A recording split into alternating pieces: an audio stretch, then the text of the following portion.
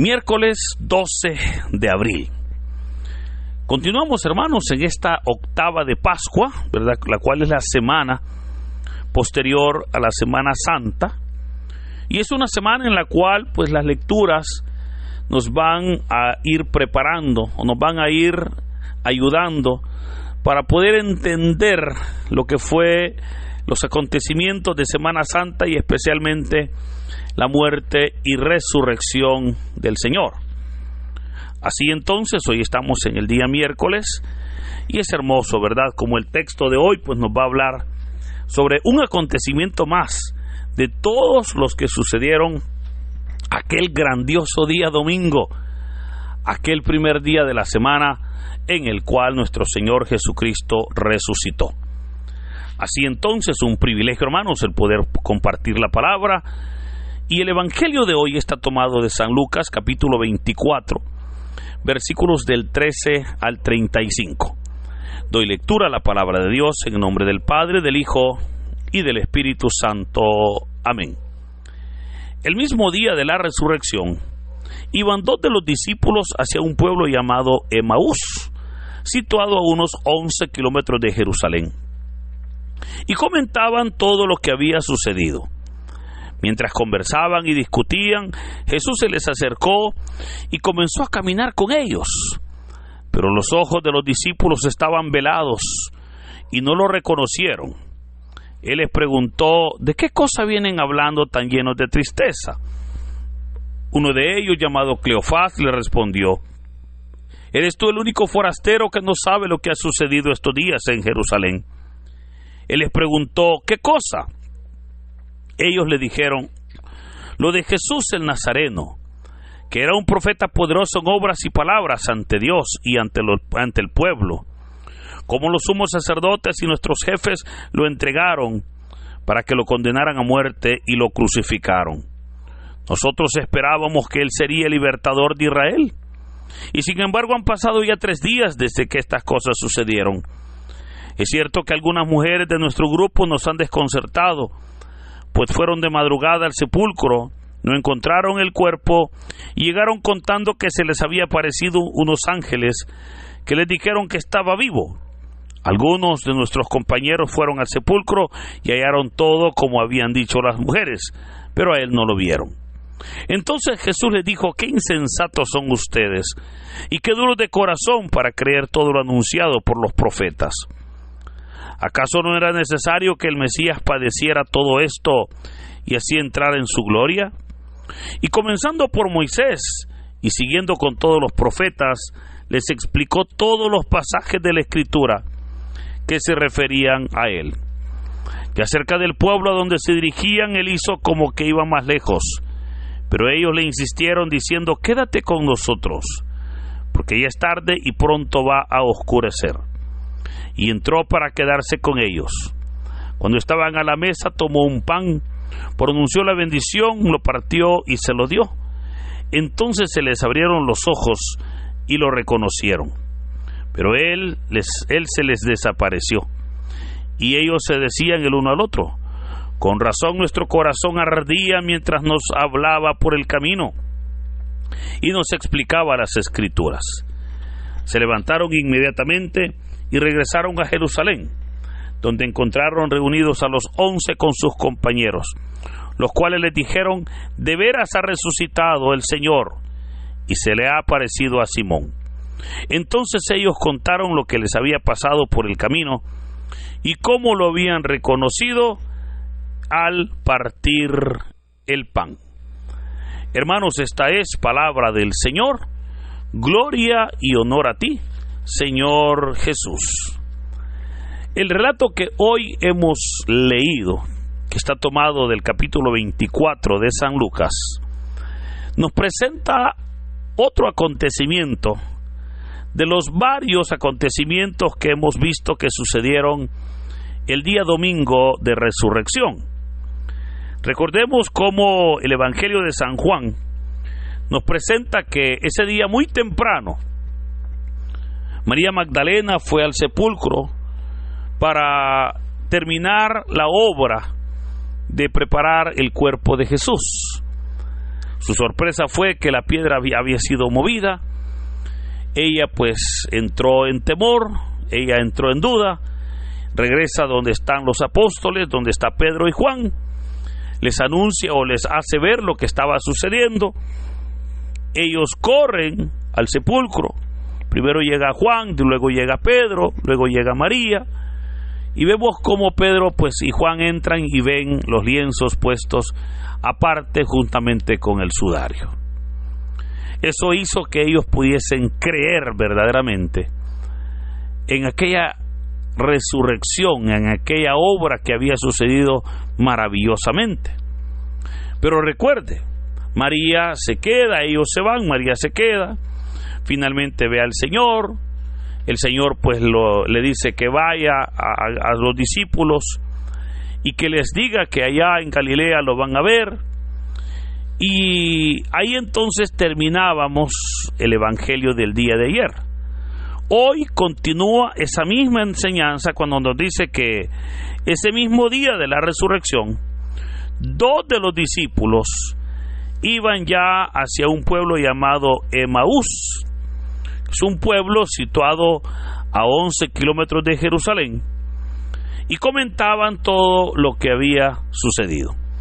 Hermanos, aquí podemos ver una primera acción, y es que estos discípulos, aun cuando ellos mismos dan testimonio de lo que Pedro y Juan les dijeron, que llegaron al sepulcro, que no hallaron el cuerpo, pero que los lienzos y el sudario ahí estaban, aun cuando también María Magdalena ha llegado y les ha dicho que ella lo vio al Señor y que pudo abrazarle los pies, que pudo adorarlo, aún en medio de todo eso, ese mismo día de la resurrección, ellos se van. Pero vea, no tuvieron ellos el tiempo, la paciencia, vamos a decir, la prudencia de poder constatar lo que aquellas personas como María Magdalena, como Pedro, les estaban anunciando.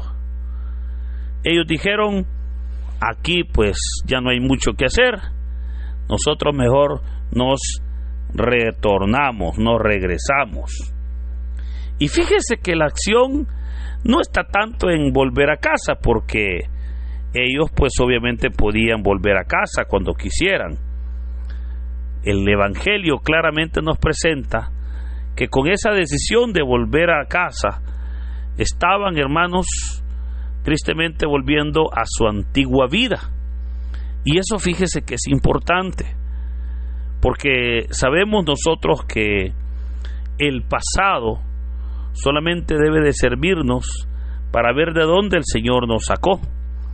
Pero si el Señor nos ha sacado de esos problemas, debemos nosotros, y esa es la misión, el poder mantenernos libres de esos peligros.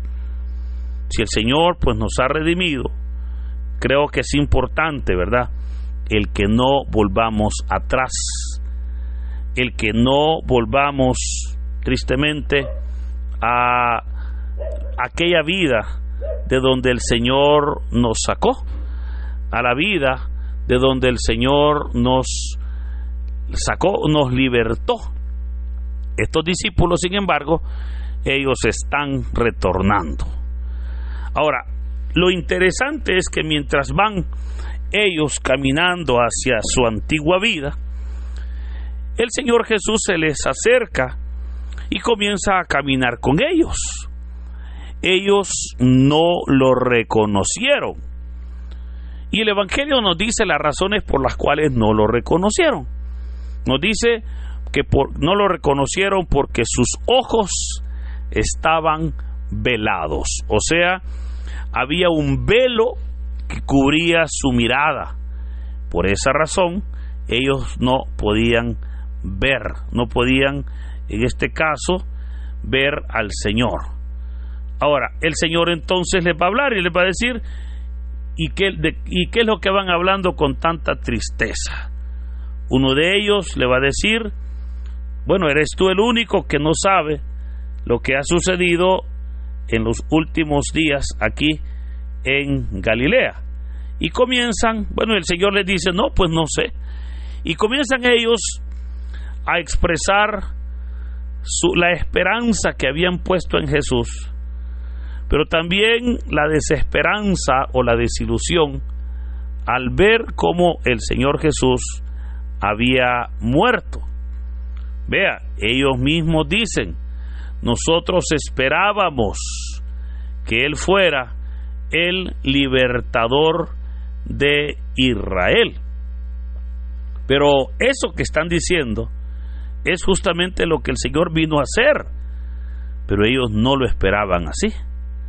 Y para entender esto, que ya hemos hablado en otro tiempo, ¿cómo es que ellos esperaban al Mesías? Ellos esperaban un Mesías guerrero. Ellos esperaban un Mesías que viniese a derrotar al imperio romano, a expulsar a Herodes, a expulsar a Poncio Pilato, si era posible, pues lapidarlo, ¿verdad? O meterlo a la cárcel, etcétera, etcétera. Y que Israel fuera libre de la opresión de los romanos. Eso era lo que ellos esperaban, ¿verdad? Cuando ellos mismos dicen, nosotros esperábamos que Él fuera el libertador. Eso era lo que ellos esperaban, pero entendiendo, insisto, el que fuera libertador así terrenal. Y no entendían, hermanos, que el Señor efectivamente vino a ser ese libertador, que el Señor vino a romper cadenas, que el Señor vino a manifestarse en la vida de todos, pero que no como el pueblo lo esperaba, sino con las herramientas más poderosas, que es el respaldo y la voluntad de Dios en su vida. Así entonces, ellos expresan, ¿verdad?, su resentimiento, expresan su frustración, pero vea que cuando ya se llegó el momento, le dice el Señor, qué insensatos son ustedes, y qué duros de corazón para creer lo anunciado por los profetas.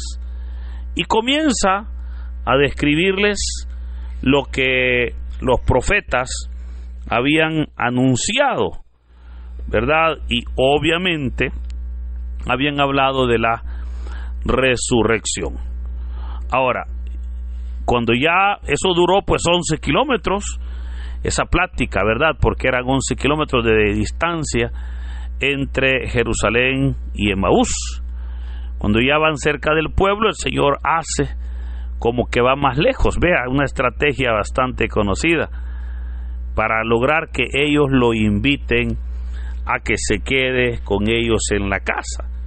El Señor accede y termina hospedándose ahí con ellos en la casa. Pero, ¿por qué se da eso? Porque el Señor viene y mostró como que Él iba más lejos, y lo hizo para que aquellos discípulos obviamente lo invitaran, y al invitarlo, por supuesto, Él podía entrar y hacer pues la obra de Dios. Pero hermanos, esa acción sucedió así porque el Señor nunca va a llegar a nuestras vidas sin que nosotros no le invitemos, sin que nosotros no podamos abrir el corazón, sin que nosotros no estemos de acuerdo. Porque no se trata que el Señor va a bendecir o va a obrar en nosotros sin que nosotros le pidamos. Al contrario, el Señor respeta nuestra libertad. El Señor no es invítame solo, ¿verdad?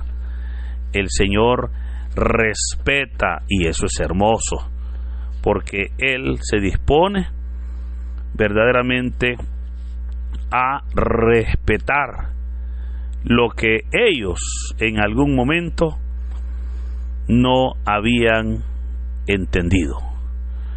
Ahora, el Señor pues finalmente accede a quedarse con ellos.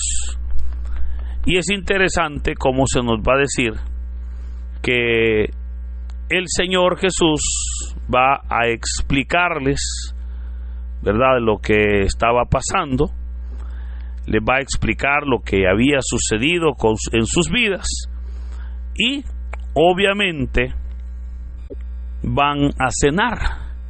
Pero en la cena, vea que dice la palabra, que tomó el pan, pronunció la bendición, lo partió y se lo dio.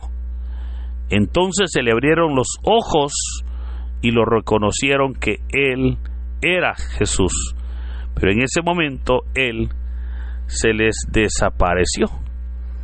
¿Y por qué desapareció? Porque la labor ya estaba culminada.